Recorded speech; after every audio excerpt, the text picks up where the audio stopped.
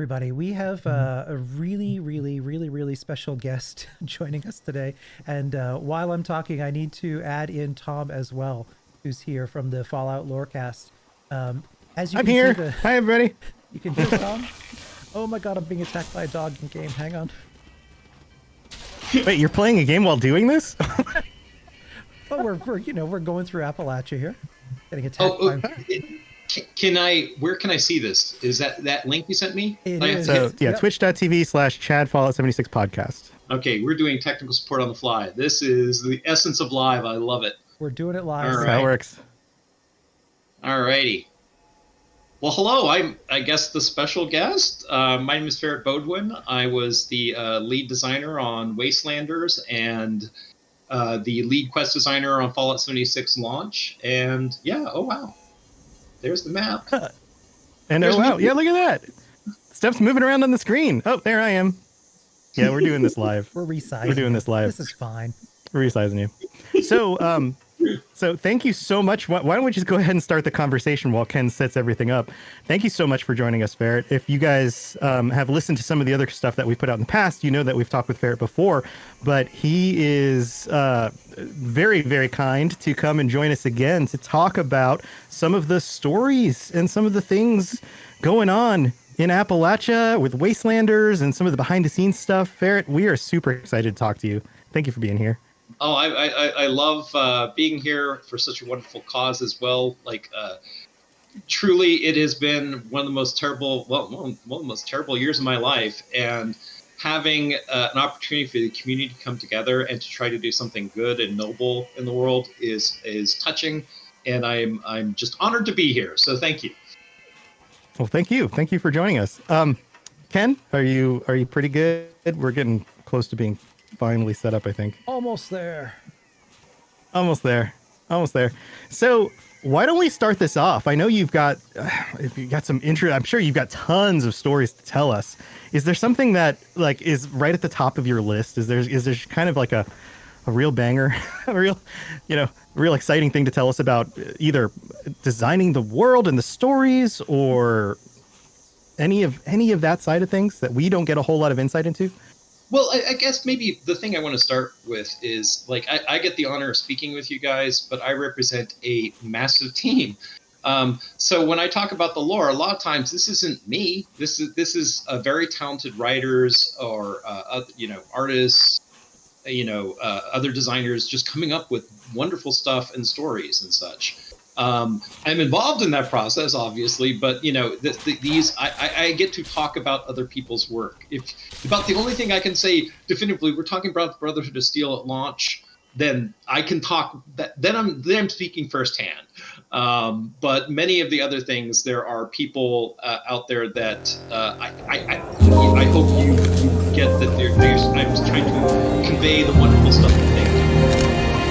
Yes. And for people who don't know, what exactly do you mean by you get to talk firsthand about the Brotherhood? Well, because I actually wrote all the Brotherhood of Steel stuff for launch. So everything to do, with Paladin Integrity, Integrity's Thunder, all the various quests for that. Those were things I did while I was the lead quest designer. So those I can. If you like that, then yay, that's on me. But if anything else, there are talented other people that were responsible. Yeah. So how big is, I mean, I don't know if there's things that I'm asking that you can't talk about, then feel free to say, well, we don't share that information. But you know what? I mean, you're talking about lots of other people here. How big is the team? How many people are writing these stories and coming up with this stuff? Oh, man. I mean, that is a tricky loads. Yeah. The thing is that, like, and not just the usual suspects. Like, I definitely wanted to mention the artists because a lot of times the artists come up with things as well. And there's a ton of environmental storytelling and just other things. And that comes from a variety of disciplines. So everybody is, trying to contributing to the lore and the game in various ways. So, and designers, I don't even want to guess how many, but like over the course of it, lots. I think almost everybody had a hand in it at one point or another in it on the design team. Wow. And that's one of the things I love about video game stories. I also love this about role playing and creating your own adventures and these kinds of things, is this aspect of cooperative storytelling. The idea that the way that the things are happening in the world and the way the stories unfold aren't just the perspective of a single author creating a thing. They come from many different people, from different perspectives on that lore, from the things that they value more than, say, other people. And that's what's wonderful about that, is that it matches the way stories in the real world evolve. The stories of our own lives are based on the retellings of many different people from many different places, contributing to our understanding of that story. And in a video game, matching reality in that way is actually really, really cool, as opposed to, say, something like a novel. No, totally. I mean, for sure, the game is better for having so many voices in the chorus. And it's one of those things that, like, you know, everybody brings their life experience. And this sort of the things where I think things get really exciting is like when you're talking about like where things collide, like you know, because we had there were teams that were involved in each of the factions, for example, the Responders, the Enclave, all that. And the really fun thing is when you dealt with things where things were basically bouncing off of each other. So it's just like, okay, hey, Hank Madigan's one of your characters. Awesome. You know what I'd really love? I need someone to be doing something really badass over here. Can I use Hank? And then they're like, yeah, use Hank. And then it becomes just further enriching that person's lore and their story. Because one of the most fun things about designing 76, at least from a writing perspective, is just trying to create as immersive and believable a world as we could. And, you know, sort of the archaeology and timeline of where you're going through. And it's just like, wow, this character was over here and they did this and they bounced over here and did that. I want to say that there's maybe a couple of really deep cuts that I don't know if people have figured out. I mean, mind you, it's arcane. It is like, oh, wow, it turns out that this person, they are the recruit for the Brotherhood of Steel, aren't they? It's like, yes, they are. We'll have to be looking for that. I remember, too, that you had mentioned that in a few instances, you'll write the long form of the story, and then you'll playfully, like, trash. You'll throw it out so only you know the answer. Well, the funny thing is also just because this is such an ongoing project, that deliberate ambiguity is not only helpful for possibly making it to where it's fascinating to discover, but also gives us room to sort of say, hey, you know what? In my head, you know, like Scribe Grant died, right? Right. You know, but do we see his body? Right. Huh. Do we have proof? Sure. Like he says he's going to die. But, you know, did he? I don't know. Well, you know, it gives you possibilities, right? Yeah. Yeah. In the pre-show, we were talking about the unreliable narrator. And this is something I want to bring back up for our audience to be able to hear this part of the discussion. And I think you and I are on the same page with this. Human beings, by our very nature, are unreliable narrators. And one of the things that the community can get hung up on is when they take a specific line as absolute truth and canon. This character said this thing in this holotape at this location in this game. It was Fallout 2, it was Fallout 3, it was whatever. And this is the way things are. And then they hang everything else on that as if it's this solid post that is unmovable. And the nature of humans are that we are fallible, that we are unreliable, that person may have to the best version of themselves gotten it right, or made an accidental mistake that they were ignorant about, or to their worst self were absolutely lying. And we, as just somebody who's reading a single document out of context, don't necessarily know that is truth that we can hang something on. And I know that this is a big part of the way you guys write the world and the way that people in the past have written the world when it comes to Fallout. Can you explain a little bit more about that? Sure. Like the thing is that like what we're trying to do is mimic reality, or I can't speak for everyone. I know when I write, I'm often trying to make it as believable, as immersive as possible, which means that if everybody was accurate, do you know how unrealistic that would be? It's like, no, everybody has point of view. People have agendas. People make mistakes. I've had opportunities to be interviewed, and many times over my career, and it is rare, very rare, that an article is 100% right, and they were recording it.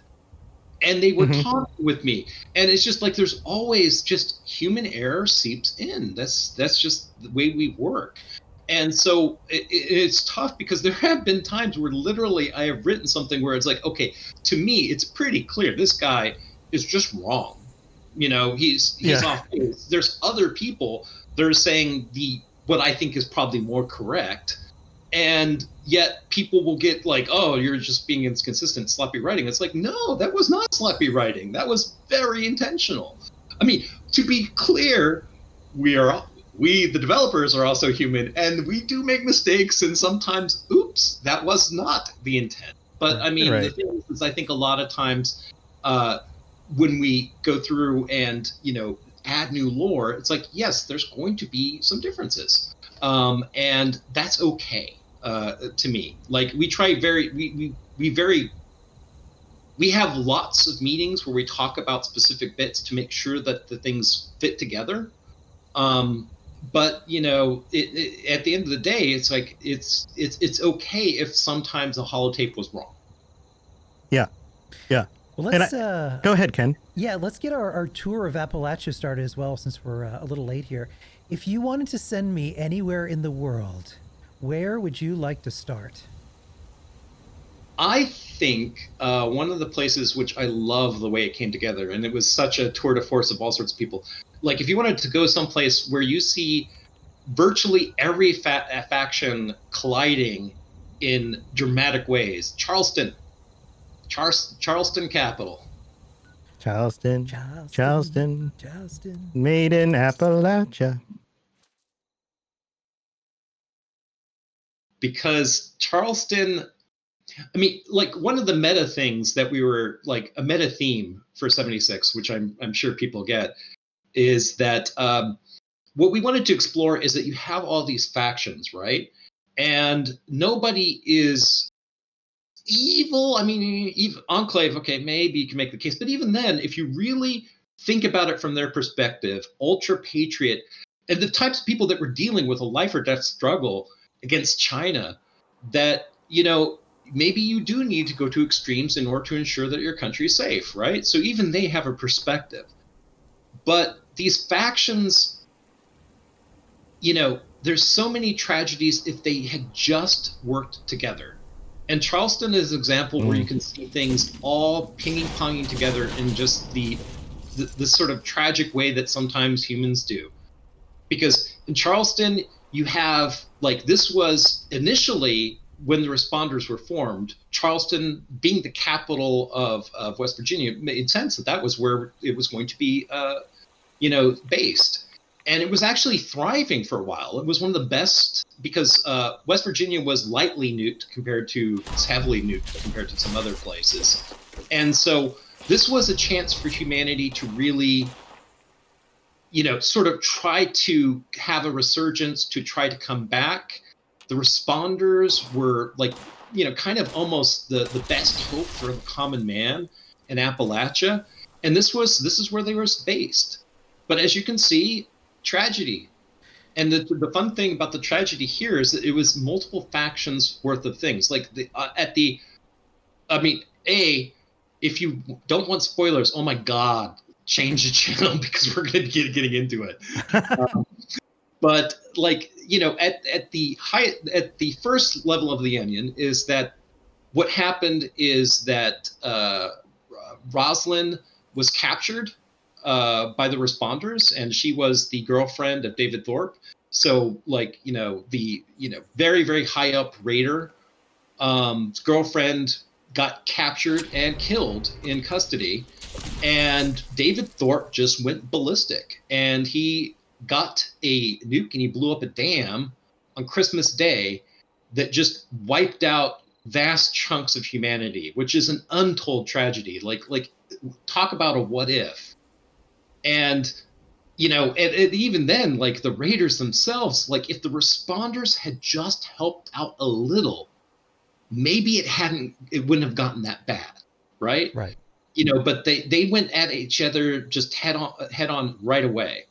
And so here you are, and the flood came and it just wiped it out. The responders sort of clawed together.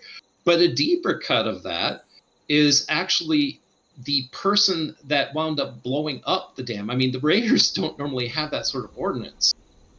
Back in the days before the Brotherhood of Steel, when they were like Taggarty, like Maxon at one point, was more idealistic, more trusting of people. And one of the things which really cemented her on her path is when she realized that you can't trust people and that these people will screw you over, because one of their recruits basically left Camp Venture with some stolen ordnance and such. And I guess I'm pretty sure it's in the lore, but that's the thing that blew up the dam. Oh. And Taggarty knew that. That was one of the questions that people had, because they were wondering, one of the questions actually from Reddit, they were wondering, because our fat man weapons can't do anywhere near that level of damage, because this even if you even a weakened dam, if you hit it in the right spot, but this is like severe, like that dam is like wrecked. Yeah, and I love that you can see it like on the screen right now. This is the dam, and this is the results of that incident right there in the world. Yeah, Night Redcliffe. I think that was your question, Night Redcliffe. I love it because all of this is, so many people coming together and so many different, stories all culminate in Charleston, and it becomes this pivotal kind of pivotal moment where the sort of die is cast and things are going to be really, really tough in Appalachia. There's a chance even then that they could have, this wasn't the end, but like, if you're talking about the fall of Appalachia, this is one of, you can make the case that this is it. The Christmas Day tragedy, that is where Appalachia was not going to be a happy ending story. Even when you think about the psychological toll of that, for everyone to get together, for the most part, the region is stabilized. They have a power base, people are living. And then, deciding to get together for the holidays and then just complete death and destruction on a ridiculous scale. Talk about defeat just through the loss of hope alone is brutal. I think the psyche, well, like, because the East Coast chapter of the Brotherhood would never be the same afterwards. That this was a very big deal that humans did this to each other, and these are the people that Elder Maxon is telling us that we should trust. And then Taggarty is like, trust who? For real, you want to trust these yahoos? Because they are murderous. Like, you do not understand these raiders up over in the Savage Divide. There is no way in hell I would trust them. So I think the tragedy is if people, because when an existential threat comes, if you can't put all those differences aside and work together, then things are dark. And I mean, the funny thing is reality is stranger than fiction these days. Like, you could say the same, no matter what you believe, that if we could come together better, that 2020 would be much better if we all just somehow could find common ground, right? Right. And yet, just like the game, it's just like sometimes that is so much easier said than done, because you get like blood upon blood upon blood, and at some point, like, it's human that it's hopeless to think that these people would actually rise above it. Right, right. And that's something we learn from history. It's way more common for humans to come to odds with each other among different groups than it is to work together. And in the few times that it does come out that things work together, those are times where it's notable. And those are times where it's usually a great leader with an amazing community that works very hard and sacrifices a lot in order for that to actually work out. And those are very interesting stories. I agree. Like for me, like I've been in recent decades, I don't know, a long time, been reading more and more of history, and like it is fascinating just like how a great civilization comes to be, and then what are the things that make it go away, right? Like what are and then Fallout, you could absolutely really ruminate upon, like, okay, so if you're talking about the fall of the Roman Empire, okay, what is the fall of, you know, pre-war US? Like what were the fault lines? What were the real problems?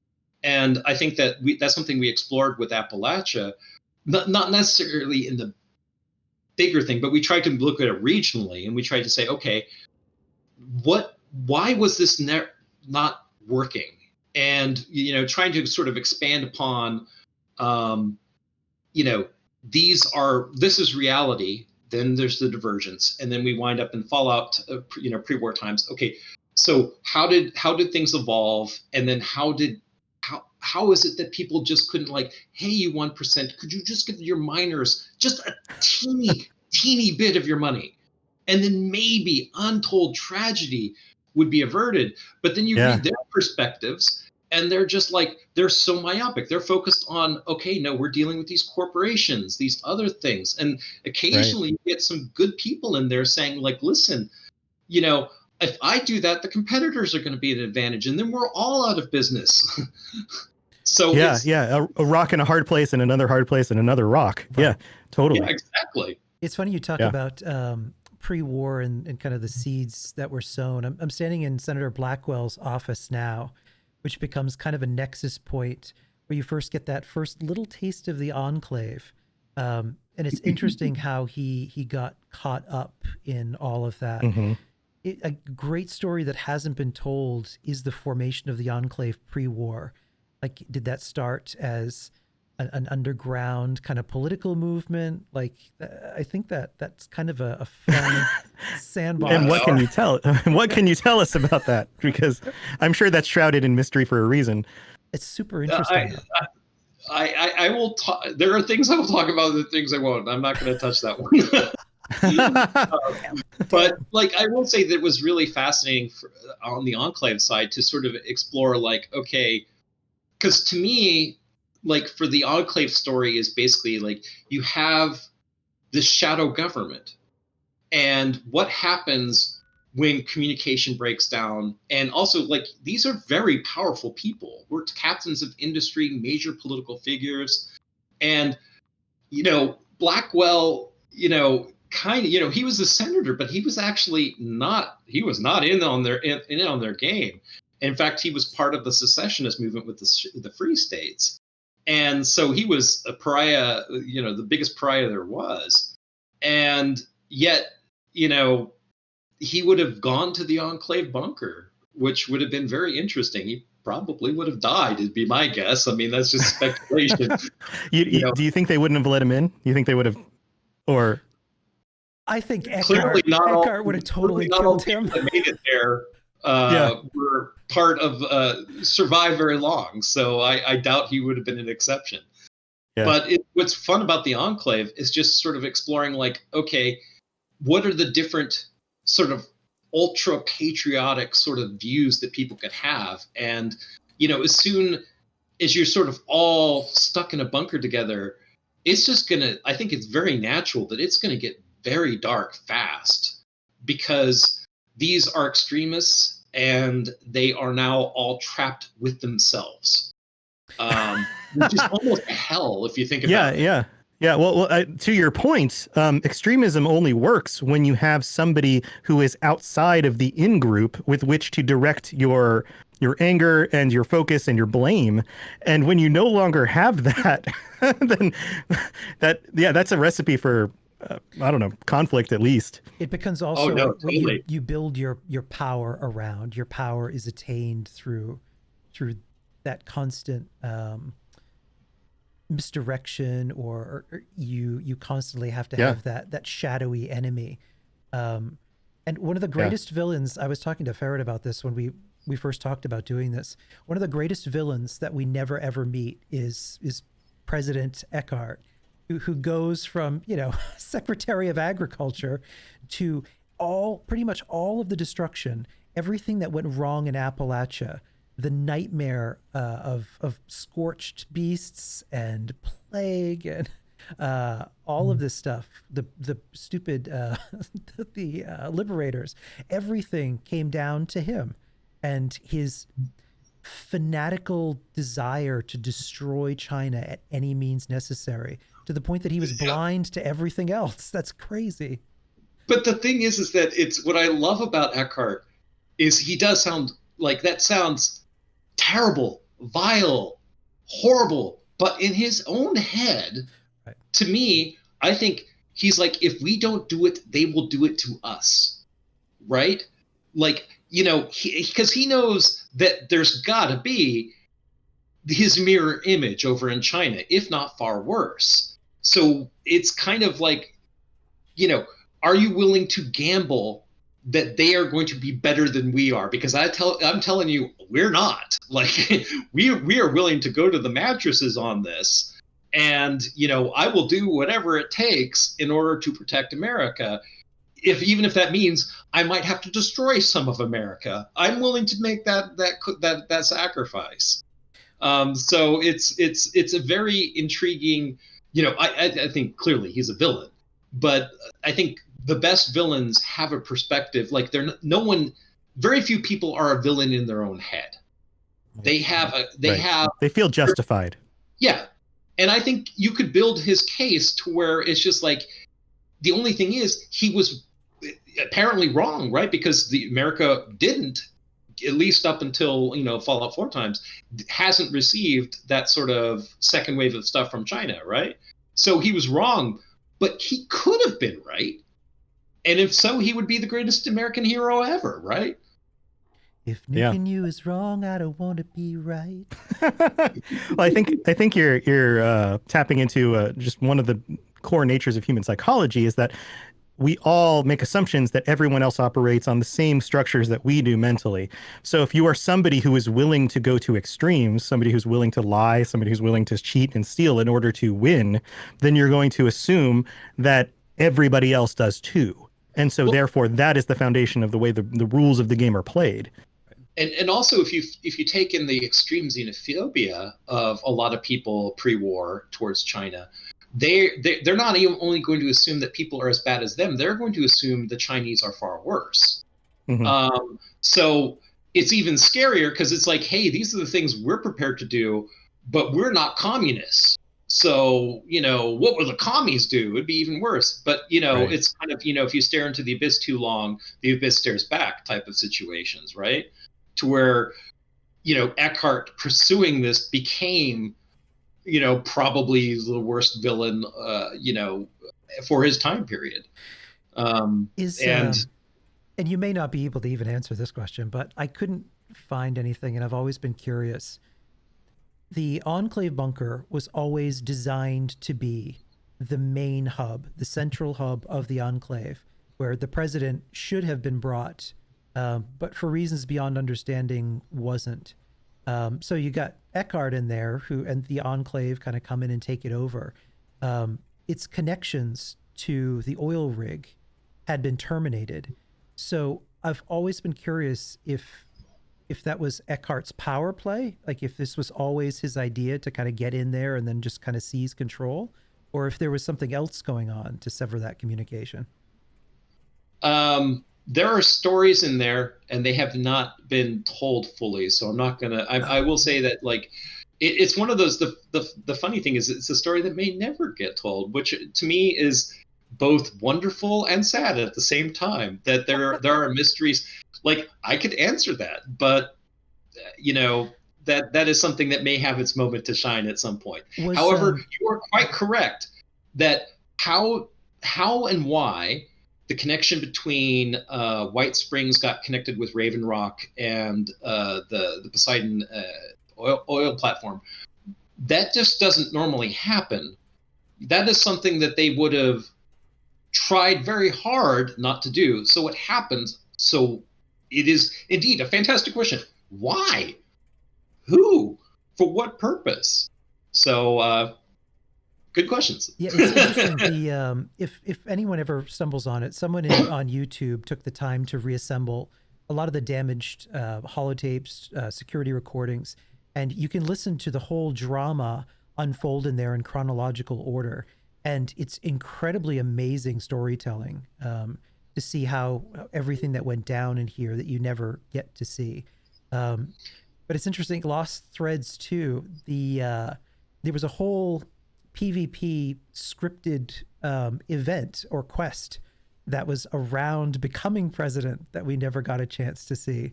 Do you think that'll ever make its reappearance? Maybe. All right, so yeah, I love that quest. Oh man, I love that quest. That In was concept, a glorious it sounds quest. amazing.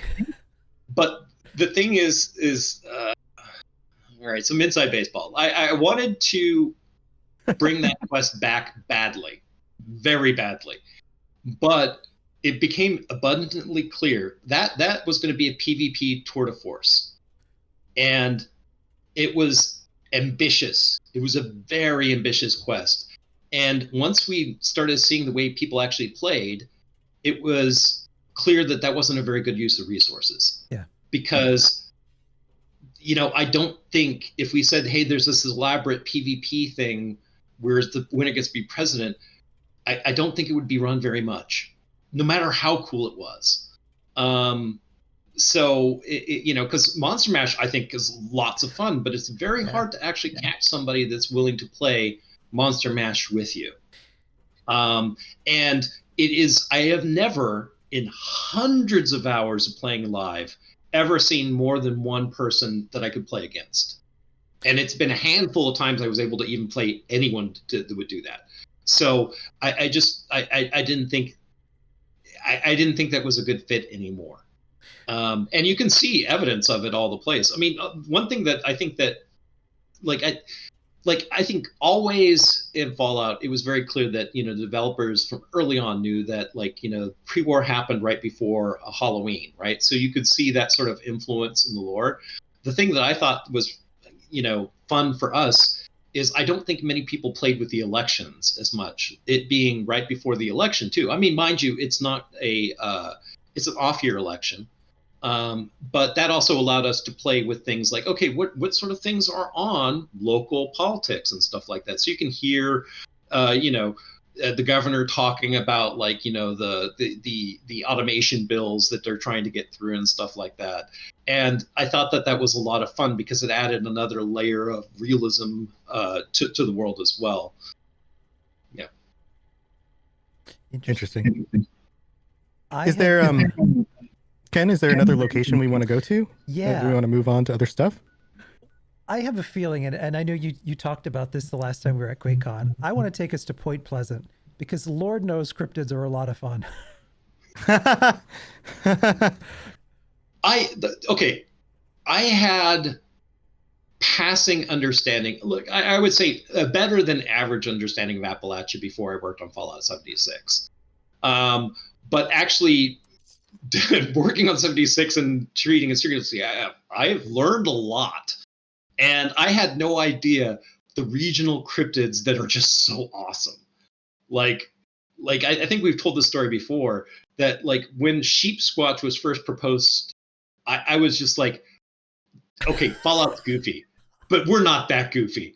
And then he linked, it got linked to the wiki page on it, and it was like, glorious. Do it. That's fantastic.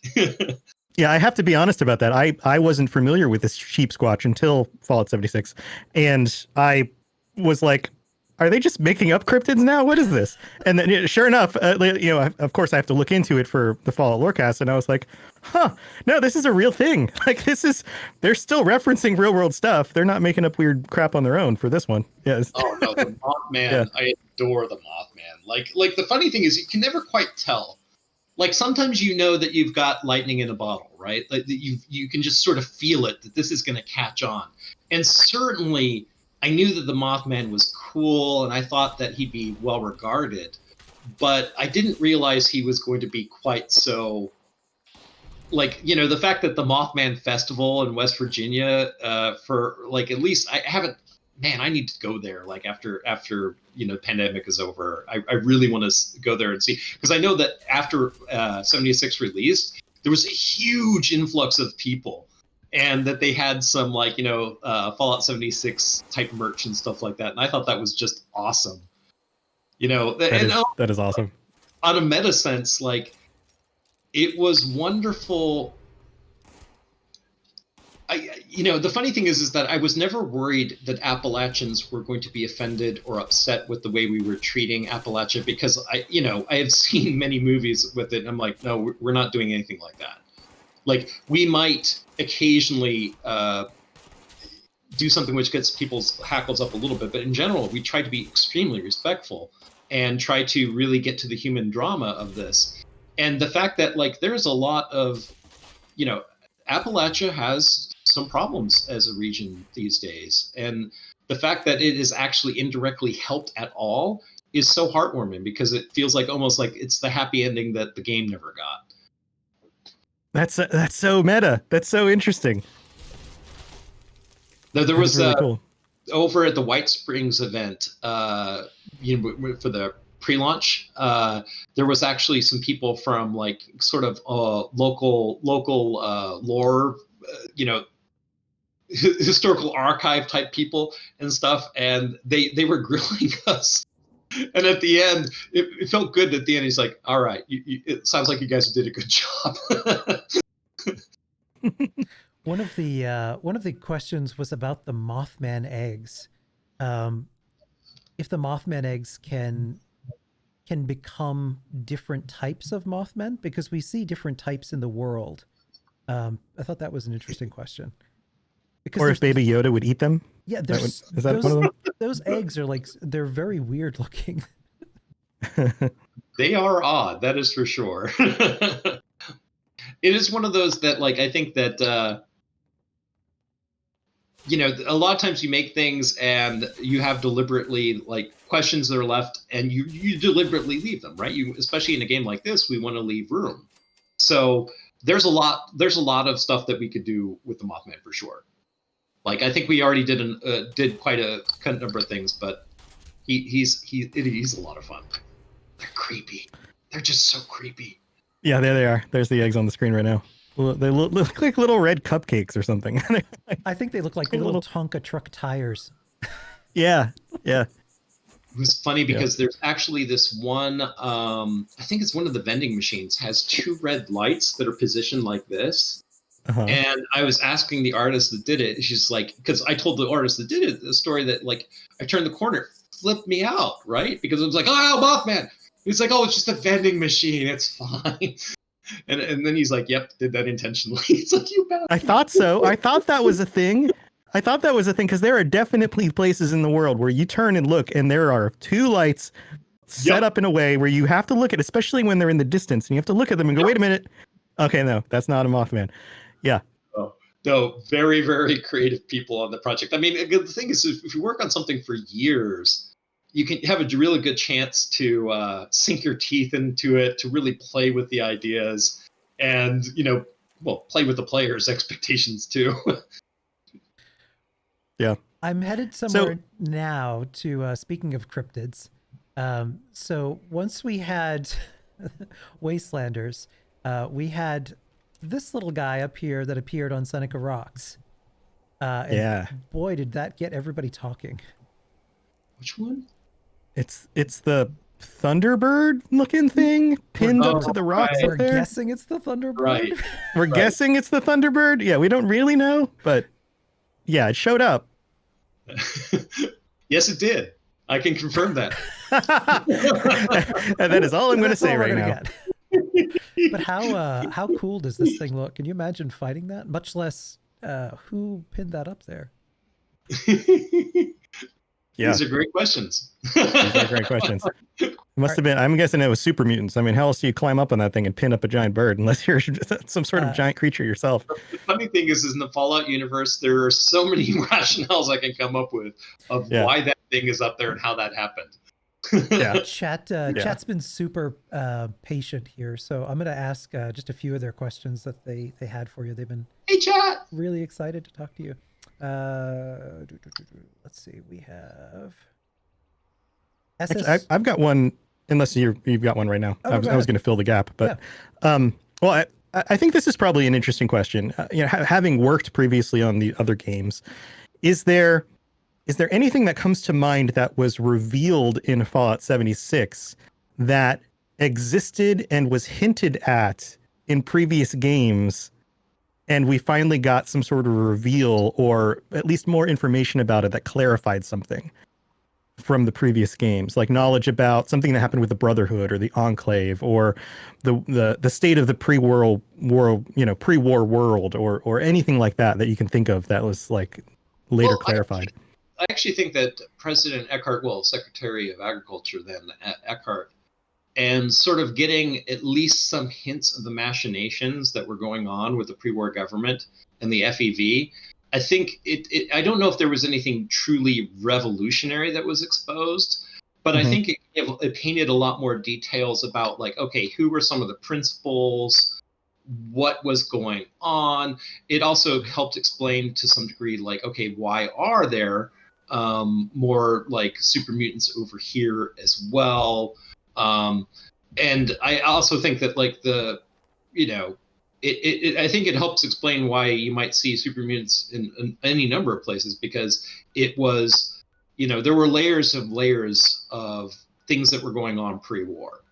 I think one of the most fun things for me was that it was a bit intimidating reading before we launched about the many articles about, like, the Brotherhood of Steel, being a retcon that they were here and such. What people may not know is that I was actually going to be doing over at Black Isle. I was going to be doing the Brotherhood of Steel there on the Fallout 3 that never shipped. That was my faction, and so I was very, very up on the lore of that, and talked with the people who created the original Fallouts on that. And so to me, I knew that this could be like, we could do this, and in a way that I think would be hopefully add value not only to our game, but hopefully, like, make it feel like, wow, there's a richer history going on here. Like, I've always been fascinated with Maxon as a historical figure. In fact, I was planning on doing a Maxon's bunker there. And so to me, it was bliss to be able to have the opportunity to do this. And so just being able to sort of give, because, sort of exploring the apocrypha of the Brotherhood of Steel, like this, these are some stuff that later on you will not hear these stories. You may be able to figure out many reasons why you would not hear these stories later on. But this is the actual Elder Maxon and what he believed. Yeah, I find that a lot of people make the assumption that just because this is a new game, that any information that we get in this game was made up now, and that it's all retconning other stuff. But to your point, there's a lot of stuff that already existed underneath the stories of the other games that just didn't come to light yet. And now we're actually getting to see it. Particularly if that was stuff that you thought about doing before, way back in the Fallout 3 that didn't ship. I very much wanted to explore all the number of things. I actually think that overall, like, I think I'm a better writer now than I was then. So I think I did it better than I would have at that point in my career. But to me, I think I always wanted to explore, like, because to me, they're such an interesting group. At parts noble, at parts, like, just completely introverted and not caring, and just trying to imagine, like, how you go from the principled letters that you see from Roger Maxon as he's basically seceding from the Union to the Brotherhood of Steel is that is a journey. And so to me, it was fun to be able to at least put some a little bit of breadcrumbs to where you can see like, okay, this is how they went from here to there. Yeah, yeah. Because and this again to the point of humans is that we go through these journeys. We don't hold the same opinions all the time. Our experiences change and sculpt us over time, and that's what makes a character interesting is the character's journey. Ken, I know you were about to ask a question. Go ahead. Yeah, one of the questions that Intrepid 359 had, Paladin Swafford buried outside Huntersville. They wanted to know if it was the same Swafford that's mentioned in the Enclave bunker. Do you know? Swafford? Wow. Swafford. Paladin Swafford. That one, that's not leaping to mind, which is unusual. I'm usually really on top of that. I think I don't recollect that because Paladin Integrity, if it was a knight or something like that, I could see that being somebody. But I think that there was only one paladin. Oh, are you talking about Tex Rogers? Maybe. Because Tex Rogers is actually one of my favorite. Like I just one day I was just writing and I just had this idea of this one basically veteran, super badass veteran that, just imagine like if you were on a routine trip and then the bombs fell, right? And you are 1,000 miles away from home. And then just the idea of like trying to get home, right? And eventually Tex gives up, that it's clear that, he's not going to make it. And he sees these people and he's like, these people are good. They're trying to do the right thing. I think I found a home. But it was this touching story, like just trying to like that was a lot of fun also for just the Brotherhood of Steel, because they haven't become zealots yet. Some become zealots very fast. I mean, which I think is very realistic, right? Like if the bombs fall, people will cling to things that give them sanity and hope, or just even a sense of order, right? Because everything else has gone to hell. So, yeah. But I think a lot of people are just like, Paladin? Knights? For real? And right. It's fun to explore that before people are like, because in Fallout 4 times, it's like, of course. Yeah, that's just the Brotherhood of Steel. That's just who they are. That's who they've always been. Yeah. Yeah, whereas this was an opportunity to explore. It's like, how do you go from a normal, I'm in the Army Rangers and now I'm a knight. Yeah. We have some questions here about like the canonicity of things. So the first one would be nuclear winter. How canon is nuclear winter? Well, clearly, like it would imply that the world is over. So I think that's us having some fun. No. I mean, but that being said, never say never. I mean, it would be an interesting. I can see we're just one brilliant idea away from a writer to squaring that circle to saying, yeah, no, that happened. That was 10 years after Appalachia. We tell our stories. This is the bookend. This is the very end bookend of what happens in Appalachia. This is the way the world burns. I mean, it would be an interesting way to end in the future, 76, that everything that we're doing ends up completely devastating the region and nobody ever talks about Appalachia ever again in the future. We destroy everything as players. I should say it's reading through the chat. Nuclear winter, like it's I think that it's indeterminate, because once we get past a certain point in the future, like we're writing the future of Appalachia, right? So it is clearly not like the next year, because we're working on that content now, right? So yeah, but it is fascinating to consider like how the world ends. Right. Yeah. This is 2772. Like who knows, right? Another question about canonicity is about the items in the shop. Like some of these different skins for some of the power armor and some of there's a lot of things that kind of push the boundaries of, say, believability in some regards. What do you guys? How do you carry that stuff internally? How do you consider that? I think if you're buying it in the store, that you are basically you're choosing to go outside the game in order to customize your experience, Right. the same way that you would getting a mod that you particularly enjoy. So I tend not to sweat that stuff, and if people can rationalize it, then fantastic. Or if they just want to say, no, hey, I just got something that makes me look cool, more power to you. Yeah, I think you could even justify it as your character went out of their way to create this thing. Like, sure, you have T-51 power armor, and you wanted it to look like the Enclave, and so you painted an Enclave symbol on it and did it up to look like the Enclave. Congratulations, now you've got it. No, totally. Oh, I think that just looking at the enormous creativity. Just watching you die, sorry. Just looking at the enormous creativity of our fans and the sort of stuff they riff off of, it's just like, sure, like if you were really your outfit, people are going to trick it out every which way, right? Right. So sure, right. That makes sense. Yeah.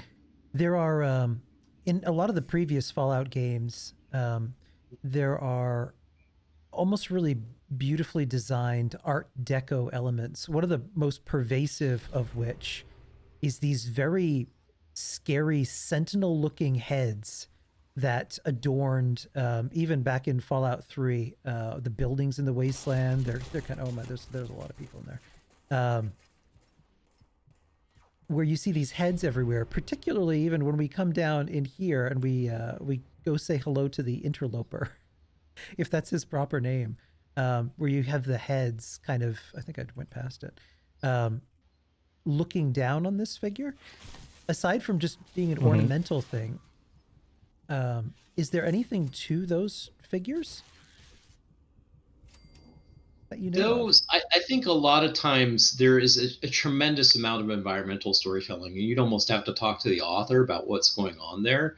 But to me, I think especially for 76, almost everything you've seen are people that have gone through the war. And I think there are people that are going to handle it well. And I think or as well as can be expected. And there are people that are going to handle it very, very badly. And I think they're probably going to go to some very macabre places. And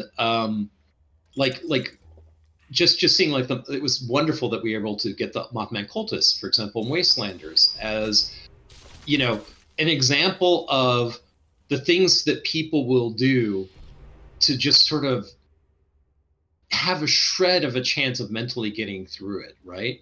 So yeah. I could absolutely see people doing exactly this, right? Or it could even be a tribute, right? But I think that's one of the beauties is that we just like for the writers, there's a tremendous number of voices in the choir. On the art side as well, there's for the environmental art storytelling that is going on by them and the level designers, a tremendous amount of different. Yeah, that's just spooky. I love it. Yeah, those faces right there. Creepy heads looking down. It's kind of an Art Deco thing. It harkens back to some of the original Fallout 1 stuff you see in the artwork. Yeah. No, that's just. I mean, they're beautifully terrifying. This kind of Cthulhu mythos here. Yeah, it's good stuff. There's so many. I have gone through. Fans have outpaced me because there's some fans who put in an impressive number of hours. Hats off. But for me, I've played this game a ton, and despite the fact that I've probably walked every inch of the land, there are still secrets. There's still things I uncover that it was just like, wow, I did not know this was here. Especially if it's something to where it doesn't have a direct lore statement, if if it's writing, I think I've read almost everything. But if it's environmental, it's like, no, there's secrets upon secrets in this game. That's great. That's amazing. And that's something I loved about the game, even when it launched, and obviously got a lot of flack for not having characters and traditional storytelling. But the world is so dense with things to uncover, even from the beginning, before we had characters to talk to tell us directly about those things. I've always enjoyed that about these games. Oh, me too. I think that there's, it's kind of wonderful because one thing that we focus on is we focus on the world, right? Like, I think that's one of the things that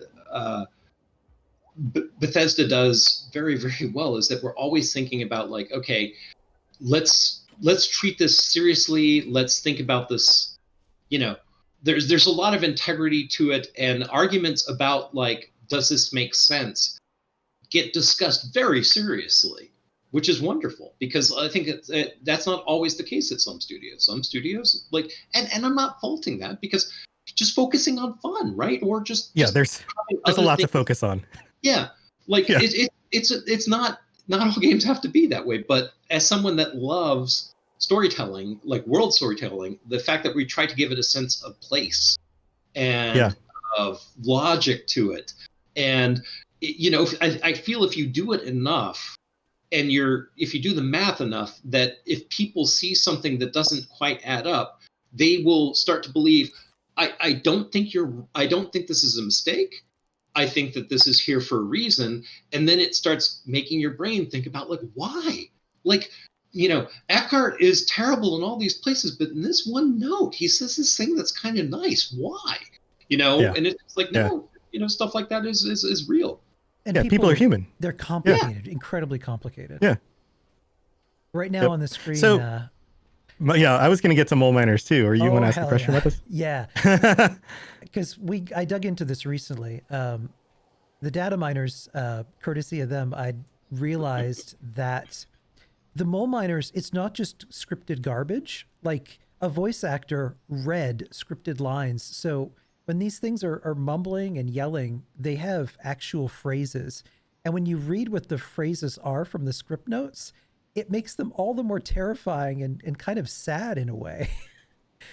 Because they demonstrate care for one another when they're wounded, or if one of their friends is killed. It makes them so much more complicated when you make the decision to kill these, particularly when you have the treasure hunters who are just kind of going around, you know, picking up some garbage. Maybe they work for Mother Murmurmurg, and all of a sudden you come along and you're like, I need a plan, so I'm going to murder you.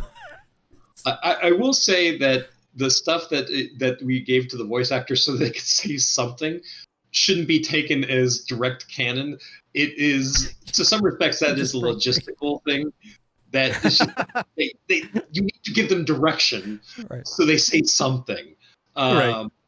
So I wouldn't read too much into that, but but that's too much fun. We have to. Damn it.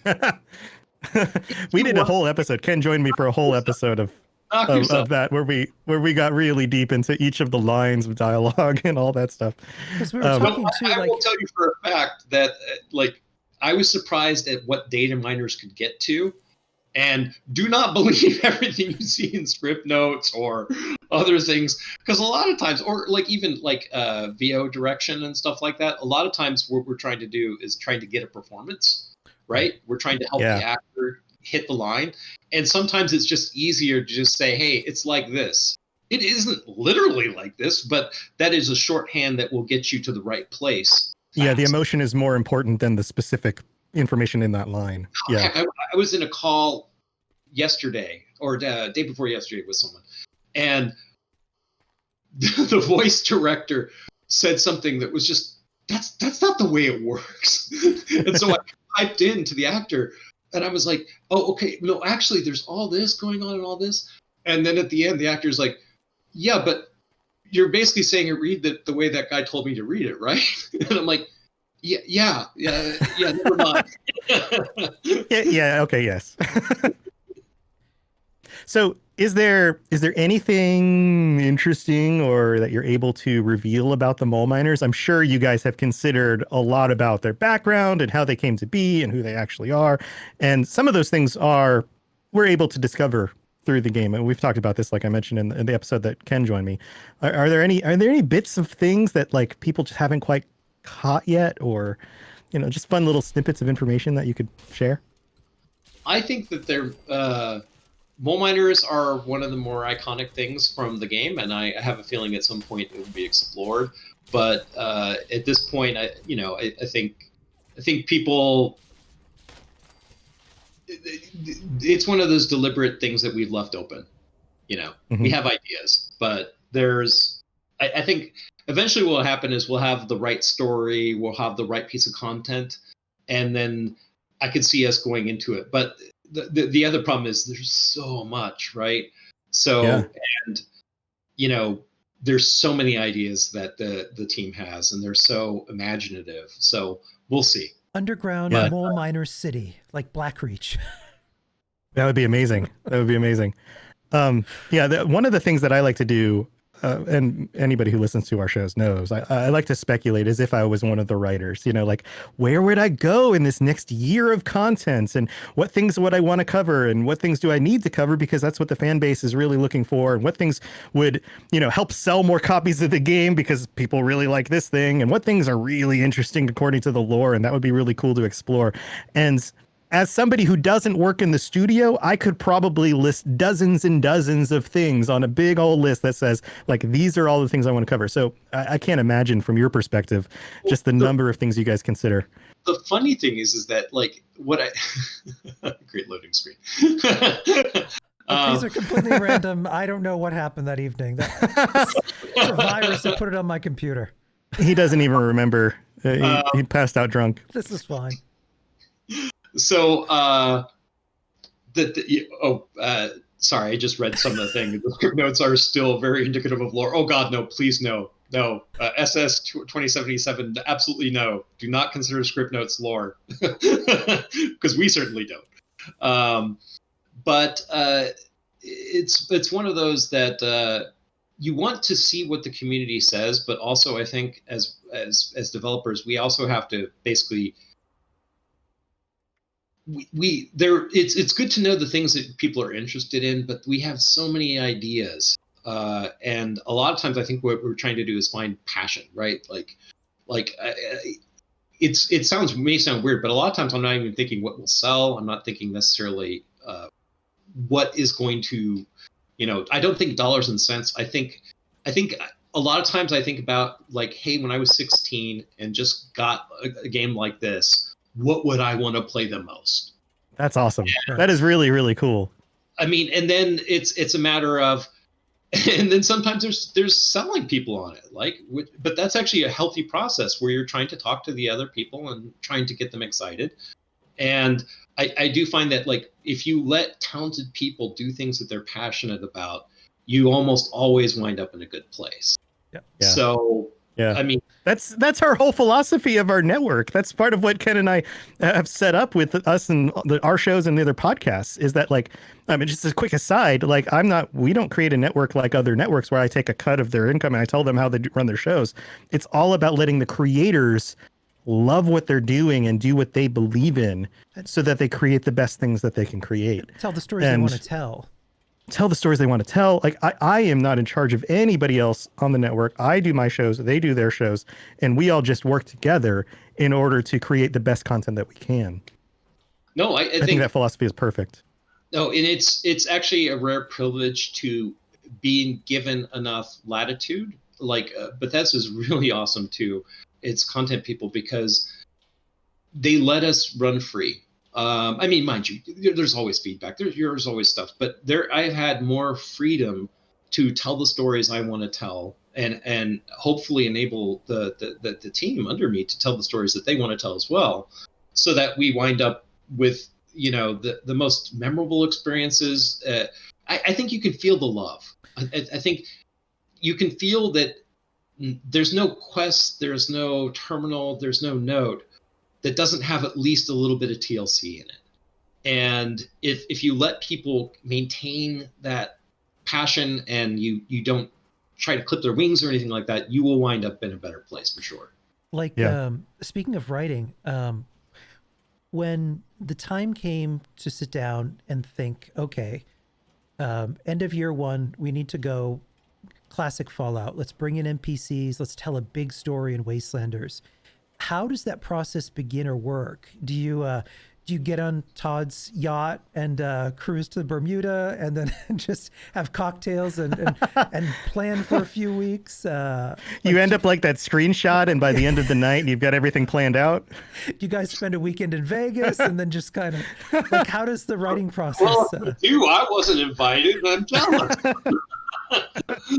No, I mean, I think Todd is instrumental, of course, for the entire studio, and very early on, he had a sort of big picture, and then it was a matter of working with him on, to sort of flesh out, like, this is the broad strokes of it. Mind you, these are things that we've been discussing off and on as possibilities throughout the development of 76. What comes after, right?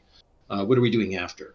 And but then once we kind of have a general direction, then it was everybody kind of coming together, trying to think about like what is next. I mean, there's funny as some of it's just logistics. Other people were busy doing pieces of content and stuff. So some people were sort of came in when they were available, and then everybody worked together to come up with the world state of Wastelanders. What's fun about Wastelanders is that at that point, the team that made 76, with everything super fresh in their minds and so many things that they wanted to do and stories they wanted to tell, then saying, okay, what happens next, right?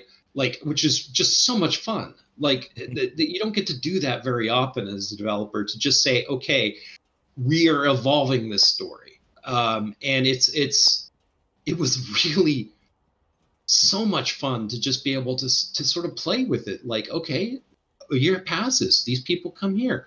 What's it going to be like? What are they going to do? Where are they going to settle? Like, what, and then we'd almost location scout throughout the world, saying, okay, let's look around. And then thinking about it like, okay, I'm a raider. I've come in through the north. This is going to be kind of our turf. What are the things that we want to do something with, right? That's awesome that you guys got in the game to like walk around as if you guys were going to buy a house together. You're like, no, that's awesome. Absolutely. But that's exactly what the characters in the world would do, is they'd scout out areas and then figure out where to settle. That's awesome. I mean, there was the one thing that is not quite right is that there's some areas that we nailed so well initially that it's just like, I don't want to touch it, right? Because it's too good an experience as is. But realistically, yeah, somebody would come in here. But you know what? There's so much space and there's so few of them comparatively that it's like, well, that little motel over there would work perfect. Let's just grab that. If it were me, I just would have moved into a suite at the White Spring and called it a day. That's it. But people keep nuking it. I mean, that's terrible location to live.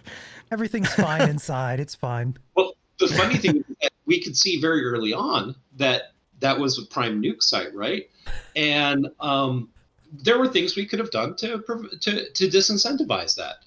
But it was also kind of like, isn't it like, if there was one site that was going to be nuked more and more that you get to play a lot in, shouldn't it be the White Spring? I mean, that place is awesome. And the fact that it actually kind of became a player-made activity there, I thought was delightful. It was just such a good use of the space. Year one, Friday, Saturday nights, it would be a bunch of us. We'd all go nuke the White Spring. We'd do the loop through, hit the golf course, try and bag as many legendaries as we could. Of course, you can't grind it like that anymore. It was just a little too good. But yeah, that was such a fun place to nuke. Well, I mean, eventually we did tone it down a little bit because, there's stuff where it can start breaking it. But when we were nudging it, it was meant to be a nudge because I still wanted it to be. I didn't want people to stop, but I did want it to be like, you're dumb not to do this, right? Right. Yeah. So speaking of nukes, Raptor Moses in chat asked a question, just kind of on the scale of how many nukes were launched at Appalachia during the Sino-American War. Like, what are we looking at? 1, 10, 100? Like, what was the scale of what actually landed? I actually think you can find many of the craters if you look hard enough. And that may be less of a theoretical discussion and more going through and counting and finding them. Just counting them? So, a lot of, mind you, there are some which were pure airbursts. So you're not going to see a crater for those. But it was overall pretty light compared to other places. Yeah. I think the players post-launch have nuked Appalachia more. On multiple orders of magnitude, probably. Appalachia is a tuple bird, though. She heals herself in a few hours. She's fine. She comes back. Or you just go to another server. Another question that I thought was really interesting, and I'm sure a lot of people are asking, is how do you become one of the writers? How do you get that kind of job? How do you end up working with your team, for example? God. What would you give for somebody who is interested in pursuing that path? Not even with what Bethesda, advice but would I you think give just in general to get started with writing in the game. Sure, I can give some advice to that. I would say these days you are fortunate that there are multiple paths. I think back in the day, you sort of had to sort of worm your way into it. The fascinating stories from the old timers of how they sort of weaseled their way into it. I think these days, internships, if you can find them, there are not many places to do it, but internships have very high success rates of actually, at least in my experience, that people, if you actually intern a place, often you're doing the job that you want to do. And if you do a good job of that, you can sometimes just, like, I've seen interns that have gotten to where they wanted to be years ahead of other people. But it's not for everybody, and it is, sometimes might be at a financial disadvantage doing that before you're hired. There's some fantastic school programs for it, Guildhall, Full Sail. You can actually get degrees in this stuff, which wasn't the case back in the day. So that's very good. Another one is if you find that there's something you love, like if there's a particular genre you like, or game company, modding.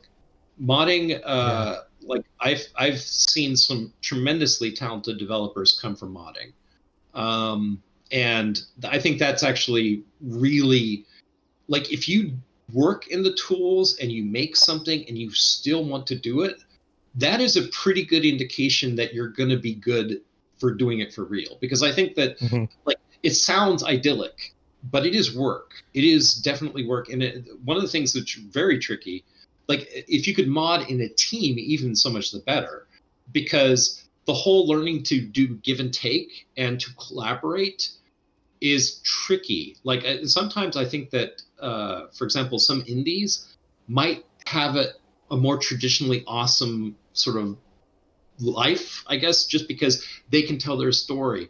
But if you're a person that likes collaboration, like I do not think I would make nearly as good stuff if it hadn't run the gauntlet of my peers, because my peers are able to point out problems, inconsistencies, or just able to poke, like, hey, this needs a little more love. And then if you look at it, you're like, yeah, you're right, it does. But it's tough. It's tough to take the criticism and grow from it. But every writer needs an editor, right? Oh yes. Yeah. Oh yes. Do you have any favorite mods that you love?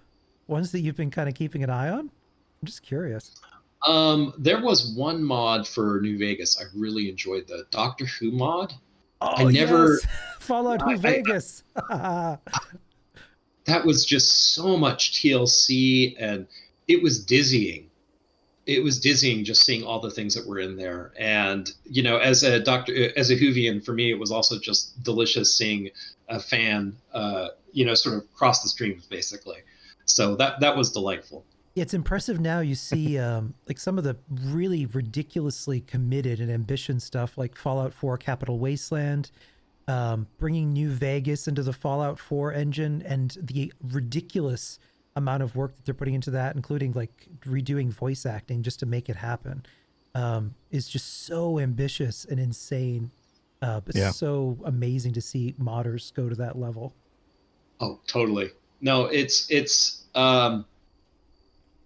if you can start getting down, because sometimes no matter what, like no matter how successful your game is, you can go to a forum and you can find someone that will make your heart sink a little bit.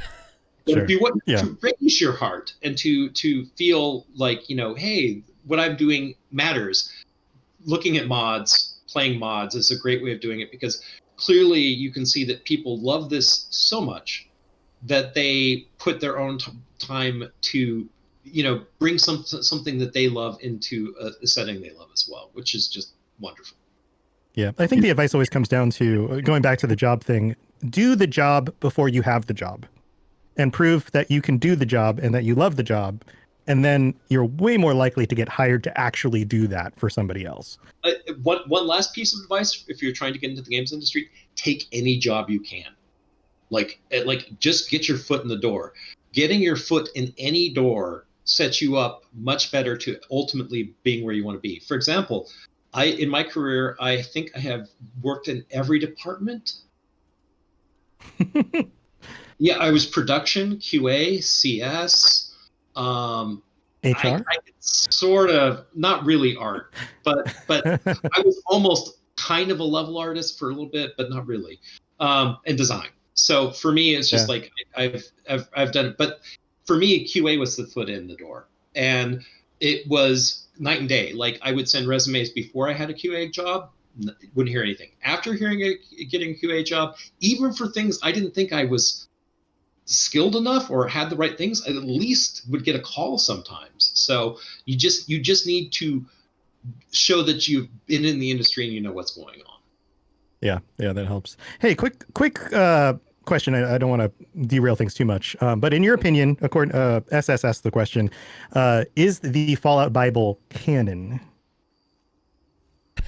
And I know this is probably a very tricky question. I have my own thoughts on this too, but what do you think? I don't think I can get into that. I will say that we're very the primal source of lore is what you see in the games. Right. Everything after that is varying degrees. I would say if it's not in the games, then we may use it, we may not. You may even there's things that we may fully no, this is what happened. No, that is just headcanon for a writer. That doesn't actually exist until you see it. So that's where I would go from that. So the funny thing is there are things I intend that have already been rewritten. But that's okay because it's no, that was never in the game. Sure, all right. You want to change that? That's a great story. Go for it. Yeah, I think that's a great answer. If it's not in the game, then it's not in the game yet. Yeah, I mean, just flat out. And it may never be in the game. Inspiration from all sorts of sources, right? So, who's to say what we'll take and what we won't? So, from a writing perspective, because you have a really impressive background as far as games that you've worked on, contributed to, written for, where do you find a lot of the inspirations for stories or characters that you come up with? Because there are a few I think that they kind of popped in there, or others that someone has a concept for a character and you kind of flesh it out, or is it a little bit of all of that? Wow. That's a tough question. Showers? I mean, I almost mean that seriously. I think a lot of times for me is I just think about things and I'm doing something else. And the back of my head is just always thinking, pondering, and then just makes connections. For example, today there was something I was working on and I just stopped because I'm thinking about this too much. I am thinking this to death. So I need to stop thinking about it. And sure enough, I started doing something. I think it was making peanut butter and jelly sandwich. And then it was oh, what if we flip the script and it's this person doing that and this going on? And then suddenly it was yeah, all right, now I'm back in business. So for me, I think it is just a gestalt. Everything you read, everything you see, every people you hang out with, conversations you overhear, well, when we used to be able to go out, becomes kind of fuel for my subconscious, I guess. A lot of times, often what I'm thinking though is fun, because stories and characters and stuff like that is there's all sorts of ways that you can tell that, but a lot of times I'm okay, but what would be fun to have all these story on too? Because I think it's very easy to get caught up exclusively on the story and your characters. Whereas I try to always think about like, okay, what is the most entertaining way to experience this? What is the, like, I think like, what is it, Belly of the Beast or Heart of the Enemy? I always get mixed up. The one where you're basically following Intagrity's footsteps to where she's down in the glass caverns and stuff. I think it's Belly of the Beast. I always get those. I named them and I get them mixed up, but it's one or the other. And to me, it was just a fun way to get that story bit by bit through this scary, scary place in a very high level area, working with some very talented level designers to try to make it so that it's just spooky and you get this wonderful layered story that eventually you kind of get the whole thing. So for me, that was partially like, okay, I know what I want to talk about, but I also want to try to make it engaging to get to it. This person, they keep highlighting it, and I promised I would ask. What is the official statement on the Fallout 76 player protagonist? Is their name the Resident, as seen on the Vault 76 ID card in official lore documents, or the Vault Dweller, as is heard in dialogues? The latter, which is also the name of the Fallout 1 protagonist and a generic term for vault-dwelling individuals. In my head, I don't think we have an official one. 76ers, I often call them. Yeah. It's kind of there is no. I have a feeling that different members of the team might have different shorthands for it. There's no one thing which I consider canon. So a variety of things. Yeah. Like I said, I often use 76ers. But like we also play with it, right? Like each individual character, we look at it from their perspective and what would they call someone that came from Vault 76? And, some would call them Vault Dwellers, perfectly appropriate, 76ers or Hey 76. Or if they're mad, hey douchebag, like exactly. like whatever they're feeling in the moment. Sure. Is there another? I'm back here at Fort Atlas. Talk about a space that got recently so overhauled into such a beautifully cool installation here. Yeah, every time I see that dome, I think of R2-D2's head. I mean, the funny thing is that there are places which we knew for a fact that we needed to do something awesome, and this was one of them that people kept pitching ideas for what to do there, and either there was just never anything that was quite good enough for that location. Same thing with the space station. Like, there were a variety of things that were just like, this is just too cool. We wanted to do the location justice, and this is an example of like where we were like, yes, now we know what to do with it, and just making it so much cooler. So I think that there's still some targets of opportunity for us to, areas that are just waiting for the right story to come along. This installation reminds me so much of Helios 1 from Fallout New Vegas, where you have this arcane Great War super weapon just waiting for somebody to come along and misuse it. Like, here you have a working weather control device. So, we may have a problem here. Oh yeah. No, the funny thing is that there were versions. Never mind. Lots of ideas were thrown at certain things. Lots of them. But like I said, it was just all like sometimes I think you're worse off doing something half good than just not doing anything at all, right? Like, I think it's better to wait until you have something to where you're like, yes, this dots the I's, crosses the T, this is ready to see the world.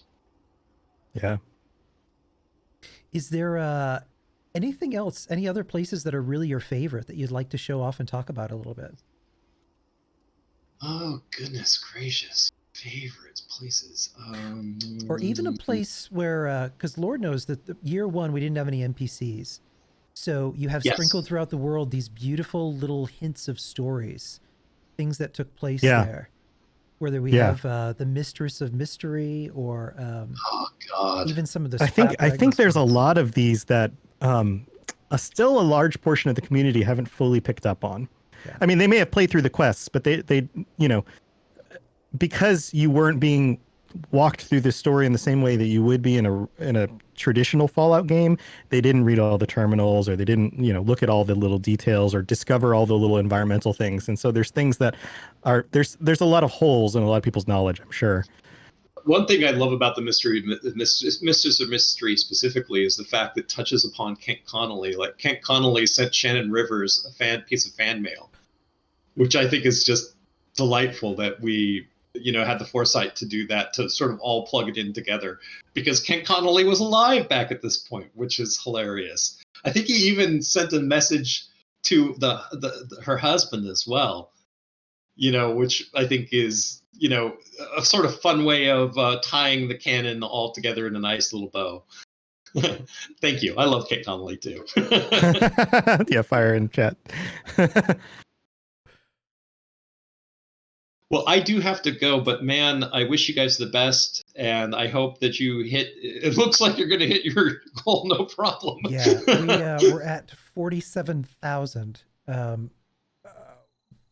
Just come on, guys, just 3,000 more. You can do it. This is amazing. And really, I don't know if he's going to watch this, but I can't praise him enough. The person who carried us today, who everyone should go and thank this person in their stream. It's not here on Twitch, but Many a True Nerd on YouTube is just a powerhouse today. The speed run that he's doing there, he blew the doors off fundraising today. Definitely, if you're not a fan of his, go check him out on YouTube, because what he's doing right now is sensational. He's really going to work, and his community is turning out in a big way. I can't believe we're just 3,000 shy here of the total, which is just crazy. And today's only Wednesday. We have more of the week to go. We're only ending Sunday, so we're really going to make a difference with these kids. Well, I will say that it is working on Fallouts is a dream come true, and that the fact that the community is wonderful and is generous as it is it makes humbling. I don't know the right word, but it makes me even more honored to be doing what I'm doing. So I hope you enjoy what comes from 76 and other games that we will be working on. So, ooh, that's exciting. Give generously, it's for a wonderful cause. Yeah. Hey, as a kind of a last thing, I know you can't tell us spoilers about what's to come, but how excited are you for this next year of content and where things are going to go? Things that we haven't even heard about yet. It is amazing to consider all the things that are coming down the pike, and just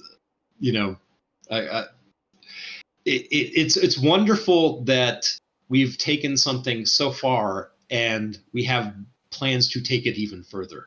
So so hold on, it's going to be a fun ride.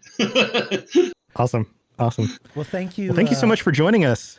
Yeah, it was wonderful. This has been absolutely amazing, and I'm so glad we got the opportunity to geek out here for a little bit and talk about lore. And thank you everyone for showed up and your really amazing questions. We stay tuned. We're going to be switching back to our standby message, and I'm going to be back a little bit just to do some regular gameplay, because I haven't even had a chance to finish the Brotherhood quest yet, and I need to do that. So go do that. Yeah. So I'll be back in about 15-20 minutes. What follows right now is just some messaging from St. Jude, stories of the kids, what they're going through and the family. So give those a listen, and please, if you can, any donation, $1, $5 matters. Good night, everybody. See you guys. Arriving with his family. Years ago, Danny vowed he'd build a hospital if he ever became famous. $32,000 are subscribed. The first of $1 million Danny Thomas tells friends he'll raise for the St. Jude's Hospital of his dreams.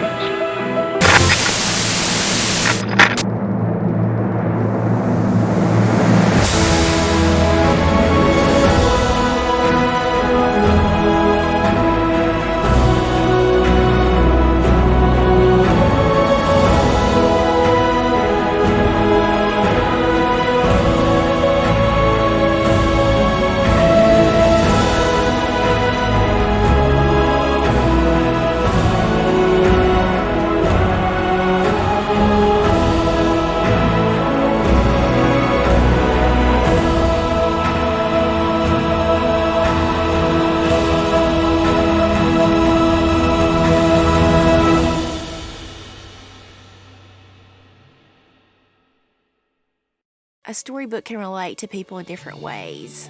And I look at Thompson as his journey as a storybook. And one day he can tell his story and he can use it to touch people's lives. And I think storybooks are wrote to touch people's lives.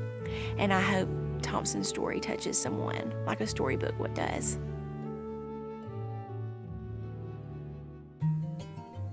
Thompson was born 2012, and he was a great pregnancy, and he was going to be a great little brother. We were so excited he was coming into our world. He was a very calm baby.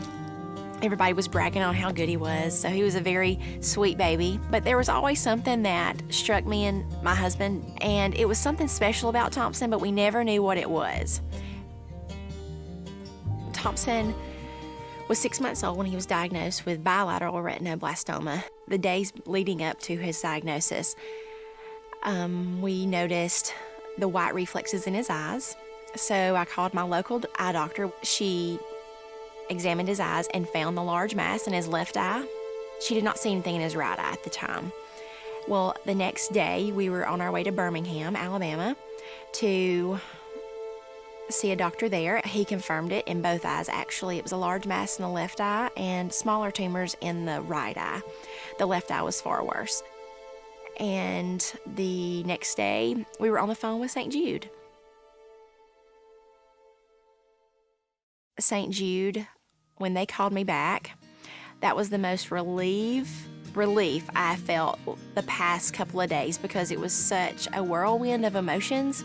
The lady that I spoke to calmed me down. She made me feel wonderful about coming to St. Jude. Everything would be ready, and we would get the ball rolling with Thompson and take care of Thompson. And I sat on the phone with her for close to an hour, and I was sobbing. Uh-oh, there's more And here, Thompson. she was just guiding me in the right direction, and I'll never forget that. There's more over there. We're told that our son had cancer. First thoughts are being worried about him and if he's going to survive and those type of things. And then your second thought is, how do we pay for it? How are we going to continue to pay for our house, bills? Finances can be such a burden for many families, and especially going through cancer with a child is overwhelming enough.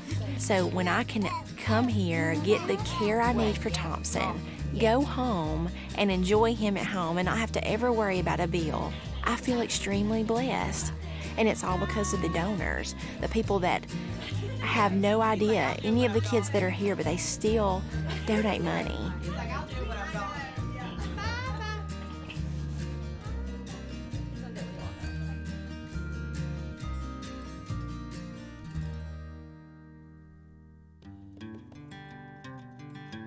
His chemo was complete in January. He had his MRI last month, and it showed clear scans, and his eyes are doing great. But cancer is never over.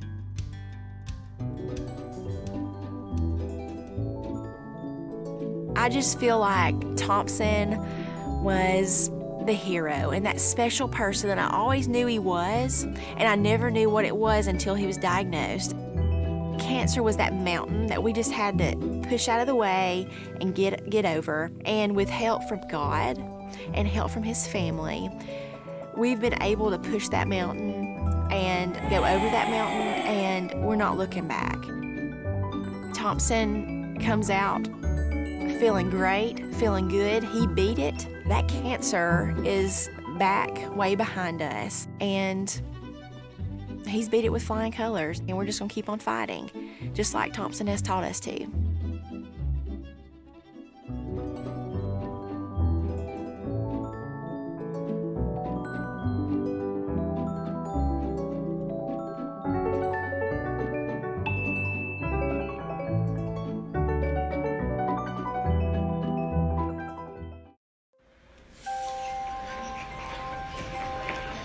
To be a mom, it just feels, it's nice to be able to give yourself to them, to care, to take care of them, to help them grow every time they learn something new, or just to know that you were there for everything and to see everything you kind of get to relive again.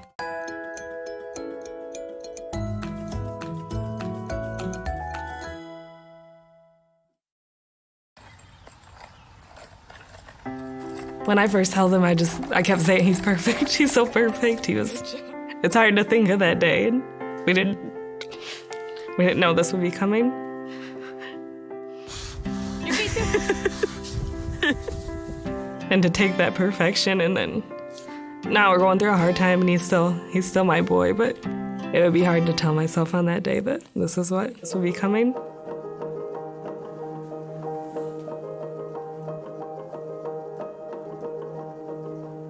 En ese momento, las vidas de nosotros cambiaron. Cancer is, it's so common. We all know somebody that has cancer, but you don't expect it to happen to someone so small, to your baby. It was hard to wrap my head around, and still is. Some days it doesn't feel real. He's fun and everything, but we didn't know how it would be when he had his little sister. A toddler, they can it can be kind of scary having him around a baby, but he's caring, he's loving. Ever since the beginning, he's protected her and loves to kiss her, hug her. Once in a while they get into it, but he's very loving, caring.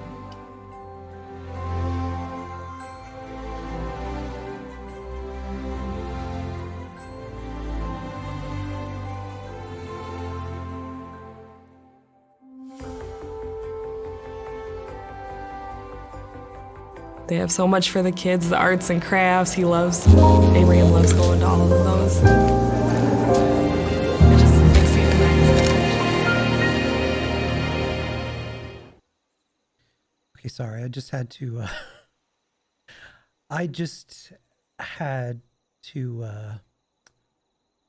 pop back on here because we just passed $50,000. We just wow, this is something else. I was going to get ready to stream here, but then that happened, so I wanted to come back and say something.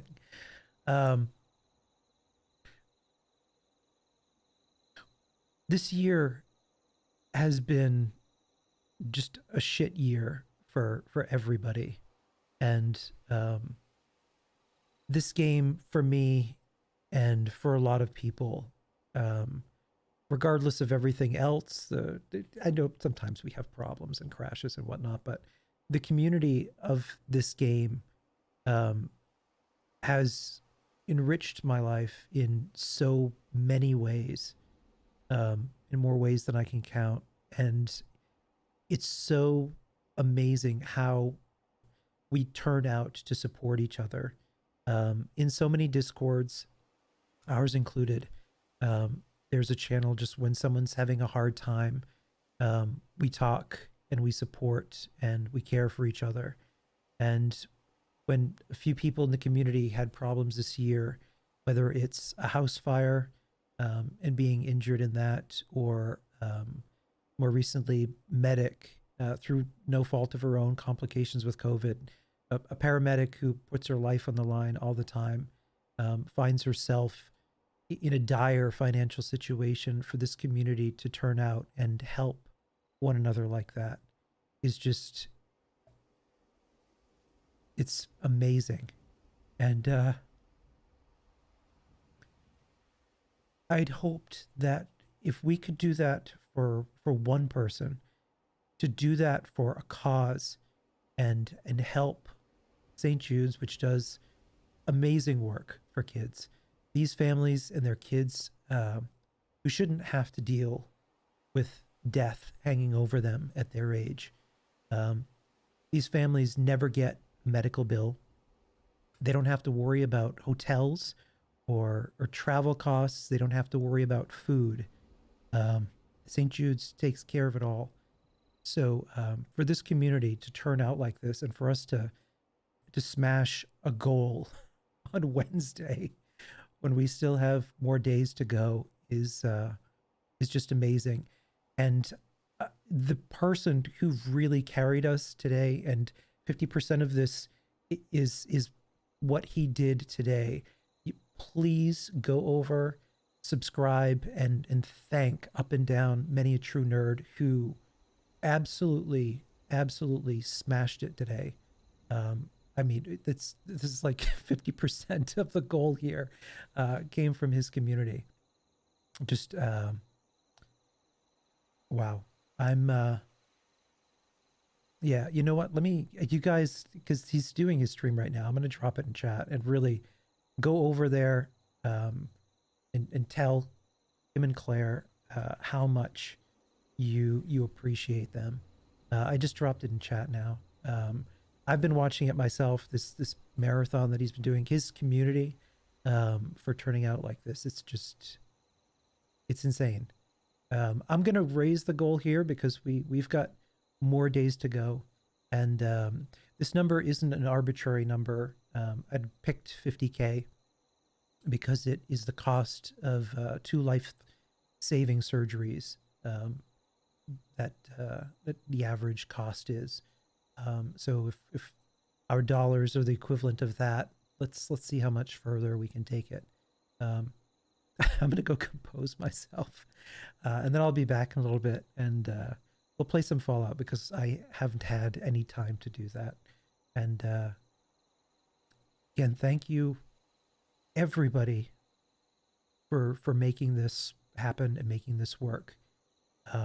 Mark my words, this is going to be something that the community gets together for every year, where we get together to support a cause and bring together a global group of people to do something good for a week. Thanks again. Home,